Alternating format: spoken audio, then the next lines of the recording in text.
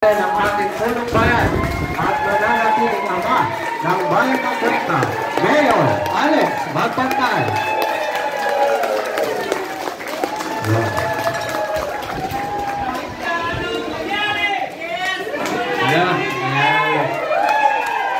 Maraming salamat po sa inyo. Magandang gabi. Ako po ay una, salamat sa Panginoon dahil habang nalaban, sinabi ko sa Panginoon, isakta mo kung sinong karapat-dapat. Sabi nga, nasa Diyos ang awa, nasa tao ang gawa. Nagtrabaho tayo, hindi lang ako. Kayo ho, ang nag-look sa akin. Pangalawa, sa mga leader, sa lahat ng supporter, napakagaling at napakahusay ninyo.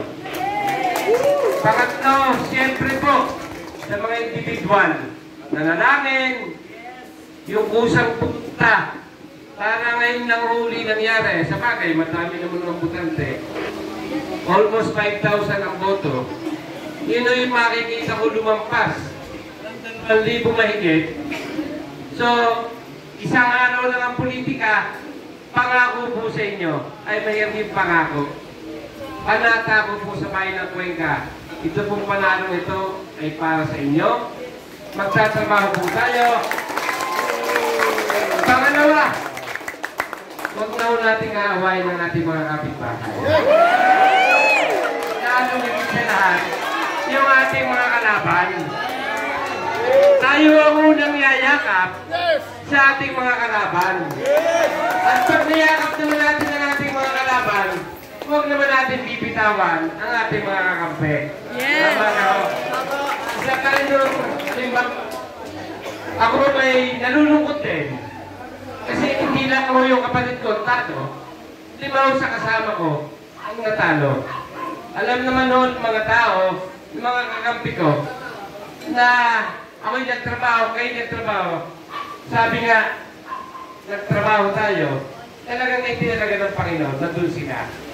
Ariho, kaya ako yung chismis at sira na hindi ko naman pinatulan, na ang kapatid ko daw ho, ay siya ko lang ang kakampanya.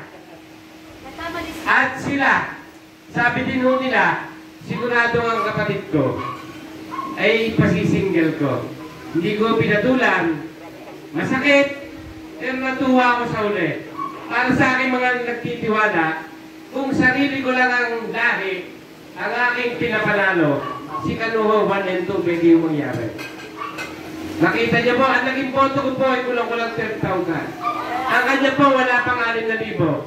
Ibig sabihin ko, kaya kong versahin ang 9,000 boto para manalo yung kapatid ko. Naging pera ko sa aking kalaban at naging pera ko, lalo ako naging pera sa aking mga kakampi. Paniniwalaan niyo ako, wala kayong papatulang, chismis, wala kayong, dahil kung nanalo ang kapatid ko, at natalo yung 5 kong kasama, mas masakit sa akin. Dahil kayo'y sasaktan din ng aking mga kalaban. Yaon niyang ako nalaho ang kanilang saktan. Dahil hindi naman ako tatalban. Dahil nandiyan lang, naiyak ko yung kanyang anak. Nilapitan ko, kita ko, yung kanyang asawa, nandiyan din. Napapaluha din ko talaga. Sabi ko naman, kung ako ay 2 talo, sumayo. Pagkatong araw, nag-gym na uli ako dito. So tuloy ang buhay utol. Idel, mahal na mahal, sabi ko, mas malaki pa nagastos kayo sa akin yata. Paano pag wala na akong anak? Pinakawala akong anak, sasapong kaw na. Pag nag-report ako sa kanya, pengi akong anak, wala na ako. Tingnan nyo, napaka-supportive. Napaka-hindi naman natin namin. Kaya kahit kung talo, ganyan talaga. At isa talaga ng Panginoon kung sinong karapat-dapat. Ano po? Ikaw hindi siguro. Hindi sadya ina, nasa si Ina at saka ni Iden. Ano anak niya, panginig ka. Para makita may bisan, ako na mangyari. Ayan o.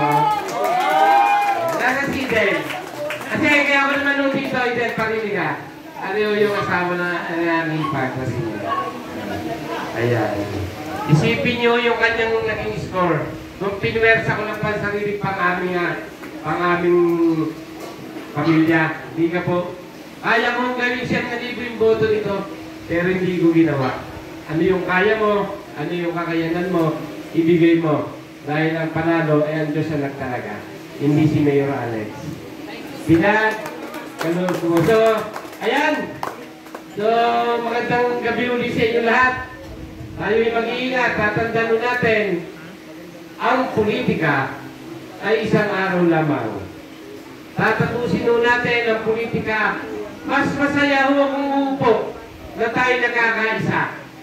Tayo ni nanalo, huwag na kayong papatol sa anuman. Pag inaktif kayo, tapigin nyo lamang, kaibigan, tapos na ang eleksyon. Pag sabi sila nagbayad, pare-pares tayo. Dahil anumang perang umingot dito, yan ay tinaan natin. Talaga lang itinalaga ng Panginoon. So sa atin po lahat, Utol, ikay bago mo niya magsalita. Tsaka si Tess. Yan, parinig muna. Siyempre, yung number 10 muna. Ay, number 9. Ay, number 10. Ayan. Si Ching, wala eh. Ayan, si Tess muna. Ayan. Mas papakilala ko kayo ngayon. Mas makikilala kayo ngayon ng taga-Cuenca. Dahil kayo natalo, kayo nakatunay at kayo ay masaya kahit malungkot. Huwag malulungkot, tuloy ang buhay.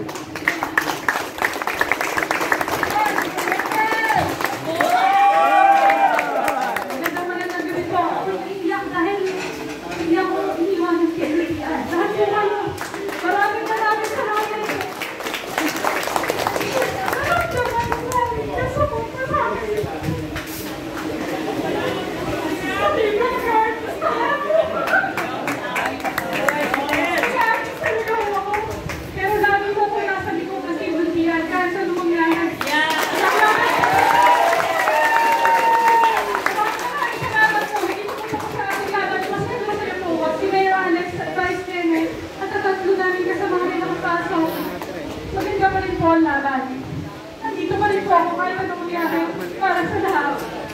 Lumaban po tayo ng pakas. Hindi ka magpagpag. Hindi lahat. Ramdam ko pa na ako hindi natulungan ninyo. First time ko eh, nakakalitasan ko sa pakas. Hindi ako mawawala sa tindon niyan. Support pa rin po ako. Lalo na kay Mayor Alex nung pagtay. So pinagkatiwalaan po ako, pakikisang mandaya, lalaban po tayo.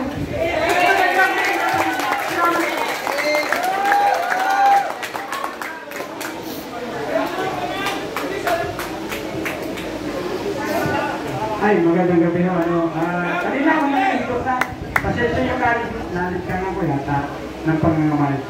Anyway, sabi ko nga ho, ako'y hindi nalungkot. Ako'y masaya.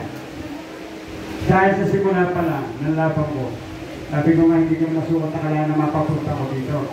Subalit, last 2 weeks nga, dumating yung nag-desisyon, kailangan naman tumakbo. Kahit pang asawa ko, 3 days before filing, pinagtatalunan pa namin. Anyway, hindi ho natapos ang serbisyo ko sa bayan ng Cuenca. Sa katunayan, no? Hindi lang mo alam ng iba. Ako ay may mga kaibigan din na trying to fit with the LGU, yung ating connectivity with the national. May mga kaibigan po tayo. Anyway, Kuya Alex, isinet kita sa ganitong appointment. May connection tayo sa ganyan. Pupunta kayo. So, hindi man o sabi nga ako nila noon, nung bago ako tumakbo. Eh kahit hindi naman natakbo eh.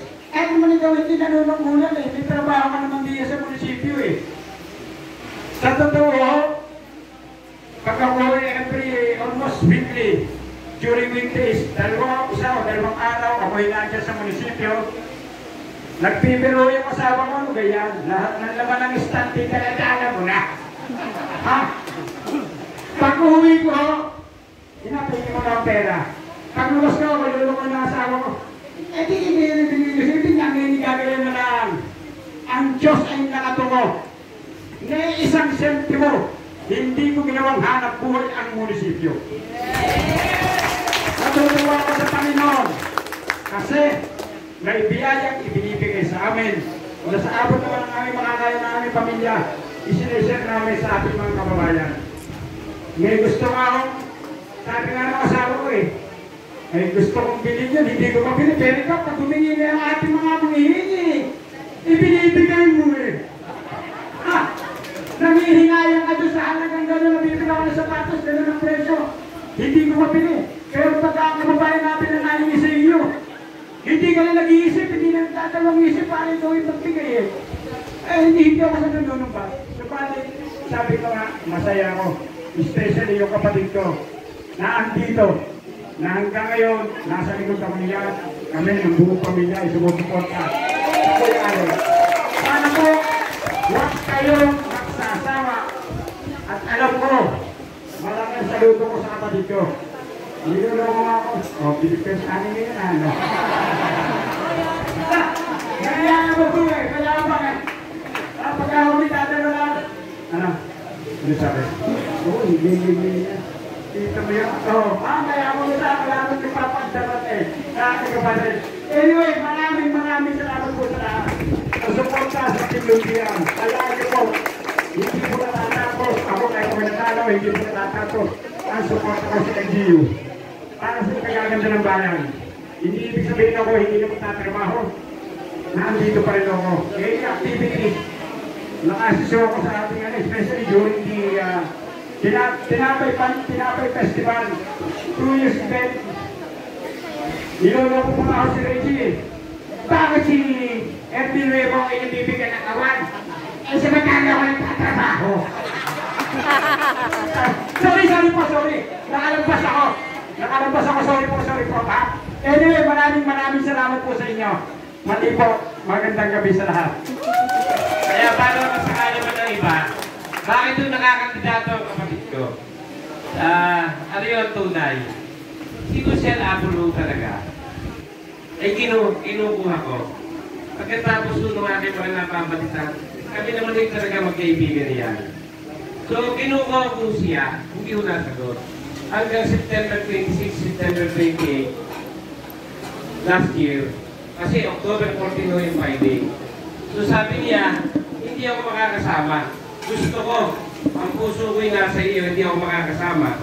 Dahil ni partido ako dati, especially ni Vice Mayor Melvin Pebas. Yun ang inilagan niya. So ito ho naman, may dalawa naman kaming dapat ilalagay na pamimili isa. Hindi ako nakialam. Ibinigay ko sa Exicom. Nagulat ko ako pag-uwi ko. Doon mag-meeting na yun, hindi ako hindi ako nag-desisyon. Ang kinuha ng Exicom namin ay siya. Sabi ko, nagulat ako. Kinabukasan na tinawag ko sa asawa ko. Sabi ko, sa asawa niya, ayaw kong yan. Sabi ni Paring David, ako di sasabihin sa iyo, baka mapol ka. Bakit? Kasi pinagkaloob mo sa Exicom ang desisyon, tapos ikaw ang sisira. Kaya po ito nga yung kapatid, hindi po si Mayor Alex ang nagpatakbo, hindi po pinabutok lamang, kundi po ito katotohanan. Kaya po siya napalaban, ang Exicom po ang nagdadariyan. Ano po? So sa ating po lahat, pupunta kami munisipyo, tuloy ang mag-iingat po kayo. Kami lang ay pupunta na sa munisipyo. Ayan, sige po. Maraming salamat po. At matagabi. Sa akin po mga kasama, may nag-text na ipinaabot po nila ang kanilang pasasalamat, wagi man o hindi nagwagi. Maraming salamat po.